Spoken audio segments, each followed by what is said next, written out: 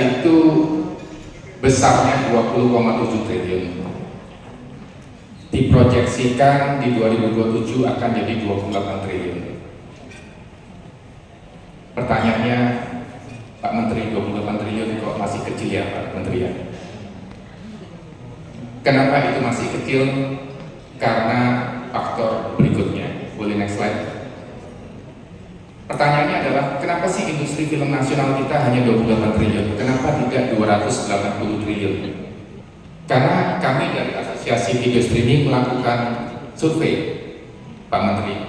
Kami mensurvei seluruh Indonesia.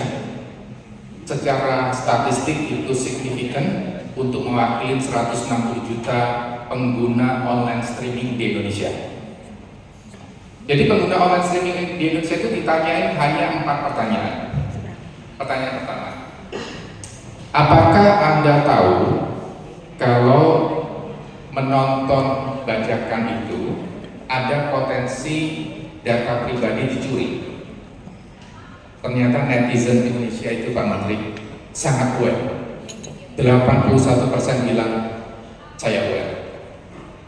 Pertanyaan kedua, ditanya, apakah Bapak Ibu adik-adik kalau nonton film bajakan aware kalau nonton film bajakan itu akan merugikan industri kreatif Indonesia? 81% aware. Hebat ya, netizen Indonesia itu sangat melek terhadap dampak-dampaknya. Pertanyaan berikutnya, apakah netizen Indonesia yang nonton streaming itu tahu kalau membajak melanggar hukum? 79% tahu. Nah, pertanyaan terakhir ini Pak yang paling penting.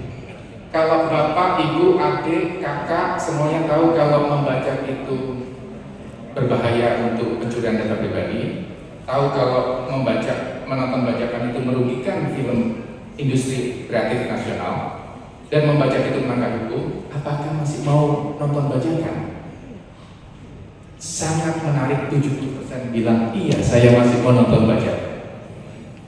Inilah yang menjadi keprihatinan dari kami, bahwa 28 triliun potensi 2027 ekonomi kreatif Indonesia dari film nasional sebenarnya mungkin bisa jadi berlipat 4, berlipat 5 kalau kita berhasil bersama-sama mengurangi pembajakan dan mengurangi orang Indonesia suka nonton bajakan. Next. Kenapa sih ramai sekali yang membajak? Karena film Indonesia itu favorit. Film Indonesia itu ramai ditonton ya Pak Yeno ya. Box office selalu film Indonesia ya Pak Yeno ya. Box office selalu film Indonesia, bukan film Hollywood. Jadi film Indonesia itu ramai ditonton, tapi mudah dibaca. Tadi sempat disampaikan sama Pak Sofyan, hanya situsnya dicari gampang, dan ternyata media pers tadi dari Bapak bilang kalau search di Google judul film, bahkan media publikasi resmi nasional malah mensuggest untuk nonton bajakan. Itu salah satu PR Pak yang kita harus lakukan bareng-bareng. Dan lagi yang menarik adalah dengan adanya ini Bu Ayu, sosial media. Sosial media itu menyebabkan lebih gampang lagi untuk membaca. Jadi filmnya ramai ditonton, tapi nontonnya nggak bayar Pak Yilma. Ramai ditonton karena mudah dibaca. Next. Kenapa membaca di sosial media itu menarik? Karena gampang dapat followers, Pak. Dapat followers. Jadi kalau mau jadi panjat status sosial di media sosial, paling gampang pakai bajakan. Jadi kalau menggali follower, ya udah upload aja bajakan, nanti pasti banyak. Next. Dan ini tadi sempat disampaikan dari Bapak di belakang tentang judi online ya Pak. Kami yakin Pak, kami sangat yakin pembajakan itu modus operandi untuk judi online. Kenapa begitu? Karena satu, Nonton gratis itu enak Pak, bangga. Oh saya sudah bisa nonton film bioskopnya Pak Yitno itu nggak usah bayar, bangga Pak. Jadi masif, karena gratis itu enak. Yang kedua kontekstual. Jadi kalau judi online, jualan judi online ke masyarakat Indonesia ya harus pakai film Indonesia. Kontekstual. Dan saya mau bahas nomor 3 nih, yang tadi sempat dengan Bu Ayu tadi sempat diskusi, tidak bisa dibendung. Karena masalah platform global tidak bisa dibendung. Nanti saya jelaskan di next slide. Dan nomor 4, enak sekali orang Indonesia itu kalau dikasih ini Pak Menteri, apakah Anda mau install dengan resiko ini? Jawabannya selalu iya Pak Menteri. Supaya cepat selesai dan cepat nonton. Nah itu akibatnya data pribadi banyak yang.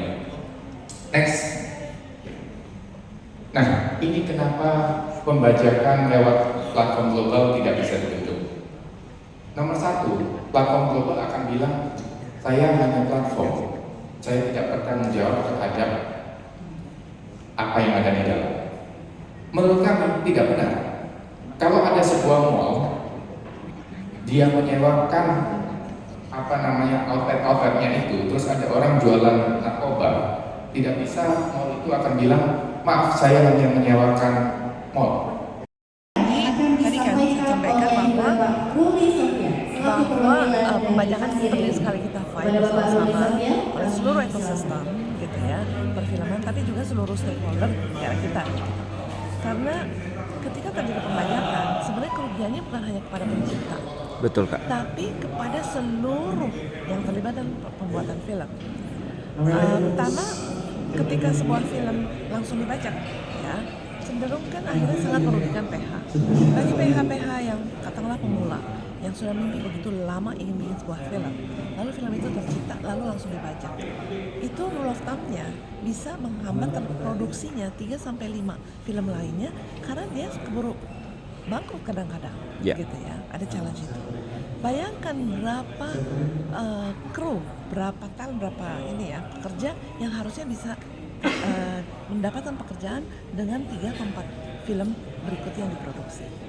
Kemudian kan kita selalu punya diskusi panjang lebar, kenapa nggak dikasih BPJS, kenapa ini, kenapa nggak ada fasilitas ini itu. Bagaimana mungkin ketika terjadi pembajakan, gitu ya? Ada banyak dia yang membebani perusahaan gitu, yang harusnya kan dana itu masuk sebagai pemasukan mereka, gitu kan?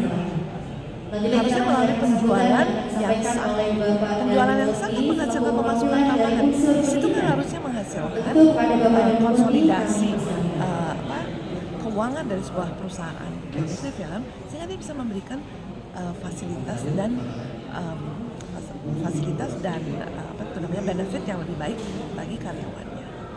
Gitu. Apakah itu adalah dalam rangka kontrak satu film maupun kontrak panjang. Jadi ini yang harus kita sadari bersama. Maka perjuangan untuk melawan pembajakan adalah perjuangan kita bersama. Capaian Kak dari FGD ini di tahun 2025 agar paling tidak bisa menciptakan good behavior dari penonton kita Kak ya, bahwa tidak boleh membajak karya orang. Karena kan harus dikerjakan bersama-sama Kak ya. Stakeholder juga ada kepedulian. Ya. Jadi memang begini. Tadi kita sampaikan ya bahwa untuk melawan pembajakan itu kita harus bersama-sama. Sama seperti inilah, satu kompleks perumahan yang bolak-balik ada maling. Nggak mungkin hanya si rumah itu yang melawan. Betul Kak. Harus satu kampung itu. Yes. Terima kasih Kak Jiri, terima kasih. Ini memang lagu lama kaset kusut ya. Saya ketika mendapat undangan ini jujur aja, wah ini apa lagi ya? Supaya pasti berulang-ulang dan buat saya yang mau saya tanya sebenarnya ke pemerintah, bagaimana komitmennya? Karena ketika melihat pembajakan ini, saya melihat ada dua, ada istilah saya itu mini versi, jadi dilakukan oleh personal yang tadi bisa di-track, misalnya dia dibajak lalu keluar di YouTube, di TikTok dan lain-lain, itu bisa di-track, dicari gitu kan. Kalaupun PH-nya pintar, dia akan terus mencari supaya dia dapat. Tapi yang ada lagi yang aksi yang besar, yang mana sindikat gitu. Sebetulnya sindikat ini jelas bahwa pendananya adalah judi online. Jadi ya jawabannya gampang banget. Sebetulnya bahwa di kepolisian ada cyber, di kementerian ada kementerian informatika dan lain-lain yang sebetulnya bisa mengunci website-website yang maksi itu, yang besar itu. Karena kalau itunya tidak dilakukan dan apa namanya serius untuk membasmi link-link si website itu yang menjadi PR bersama. Karena kita sebagai pelaku kreatif kan nggak mau juga film kita dibajak, jadi kita menjaga banget. Kayak tadi filenya kita kasih marker, bahkan misalnya ada PH, Mas kirim aja filenya lewat Gojek, kebayang nggak? File yang isinya 4-5 miliar budget produksi dikirim lewat Gojek, buat saya, oh ya nggak gitu. Kirim orang, hand carry, pakai tanda tangan dan lain-lain. Itu kan perlu ada edukasi juga dari produser untuk supaya PH-PH tidak menyarankan mengantar hard disk melalui itu, tapi memang ada khususnya. Jadi catatan saya itu sih bahwa pembajakan ini yang besarnya adalah yang tadi dikasih contoh, ada LK21, LK21 ditutup jadi LK211. Itu kan sebenarnya bisa di-track. Ada kementerian yang mengurus itu yang bisa mengunci. Sedangkan yang terjadi, mohon maaf gitu, kemarin aja harusnya dikunci malah dibuka, diambil uangnya. Jadi buat saya, kita berkali-kali anti versi dari zaman apa, dulu pernah datang juga perjalanan dan lain-lain, kita sebagai filmmaker, tapi ada terus. Kuncinya di siapa yang memegang ini? Buat saya pemerintah punya tanggung jawab besar, dan bahkan kita sebagai filmmaker bisa menuntut pemerintah ketika anti piracy ini ada terus. Dari BPI dan juga dari APSI, Pak Ayu, terima kasih untuk waktunya. Jadi kalau tadi berbicara sudah dari research dan juga dari kemungkinan dari kerugian dan dampaknya, sebetulnya juga kita harus mulai menelusur asal mula dari si pembajak itu yang terbanyak dari mana. Kita dari APFI ya, di sini ada Pak Dewinta juga. Kemarin kita juga sudah berdiskusi. Sebetulnya ya Pak, kalau kita berbicara dari pembajakan di bioskop, sudah banyak hal yang dilakukan. Jadi kalau menurut kami dari produser sudah lebih terkendali source yang keluar dari bioskop. Itu tidak henti-henti sebelum film, sebelum apa, bahkan kemarin sudah ada yang viral ya, yang ditegur walaupun dia cuma mengambil sebagian, dan itu perlu edukasi lebih. Nah yang tidak bisa dikendalikan sekarang sebetulnya keluar dari OTT yang dikatakan posisi ya, kalau sudah masuk ke LSM posisi. Nah bagaimana caranya? Mungkin ini pendapat dari kami ya, dari Pak Ketua Umum, kemudian dari teman-teman di APFI, apakah memungkinkan window itu diperpanjang sehingga kita bisa memaksimalkan pendapatan yang ada di bioskop. Karena kalau sudah masuk ke OTT itu dengan sendirinya akan terjadi. Saya nggak ngerti lah seberapa canggihnya itu, tapi ini memperlihatkan bahwa semua itu harus sinergi secara ekosistem. Berarti tidak hanya kita mengejar si pembajaknya saja, tetapi sistem yang ada di seluruh ekosistem ini juga dibetulkan. Kalau masalah pembajak mengejar, saya sudah cerita sama Pak Hermawan, saya mengejar dan kecapean juga gitu. Mas Angga juga mengejar, Mas Angga dari sinema dari APRI rajin sekali mengejar. Saya mengejar, saya sudah ceritakan, sesudah kita kejar ternyata dia hanyalah seseorang yang hidupnya di kampung dan melakukan keisengan. Mungkin nggak seberapa, dia tahu, tetapi itu kan kadang membuat kita terperangah. Tapi kita mendapatkan kemarin suntikan semangat, mati 1 tunggu 1000, kita tetap harus berjuang, merdeka atau mati, katanya begitu. Itu kira-kira kami dari APFI. Mbak Dewinta ada yang disampaikan? Terima kasih, baik. Selamat pagi Bapak Ibu yang terhormat.